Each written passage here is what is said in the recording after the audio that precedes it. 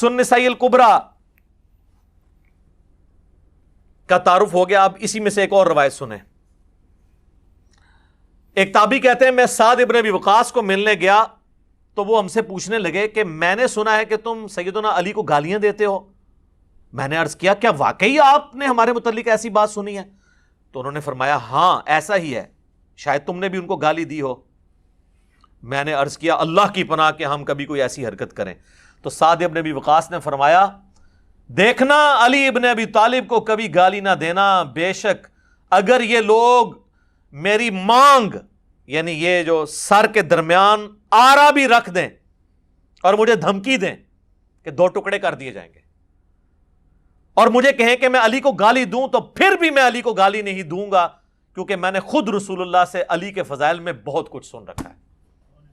اچھا یہ کون تھے؟ وہ کوئی ایرانی فنڈیڈ لوگ تھے جو حضرت سعد کو کہتے تھے کہ علی کو گالیاں دو؟ کوئی سعودی ریال آتے تھے ان کو؟ بنو امیہ تھے. اچھا المستدرک للحاکم میں ایک حدیث ہے,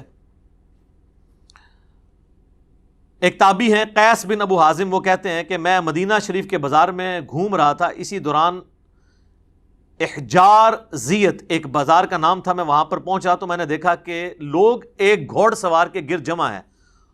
کوئی بندہ گھوڑے پہ بیٹھا ہوا ہے, اس کے گرد لوگ جمع ہے, اور وہ گھوڑ سوار جو ہے وہ سیدنا علی ابن ابی طالب کو گالیاں بک رہا ہے.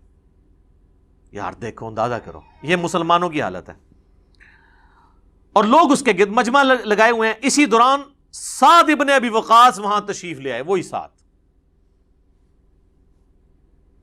تو وہ مجمع کو چیرتے ہوئے آگے آگے, لوگ بھی ان کے احترام میں ہٹ گئے, ظاہر ہے اتنا بڑا صحابی.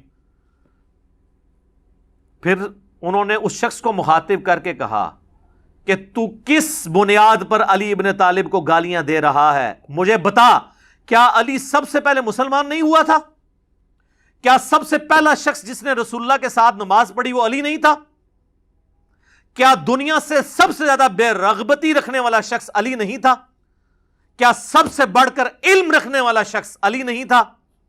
پھر سعد ابن ابی وقاص مزید فضائل ذکر کرتے رہے, حتیٰ کہ فرمایا کہ کیا علی رسول اللہ کی صاحبزادی کے رشتے سے آپ کا داماد نہیں تھا؟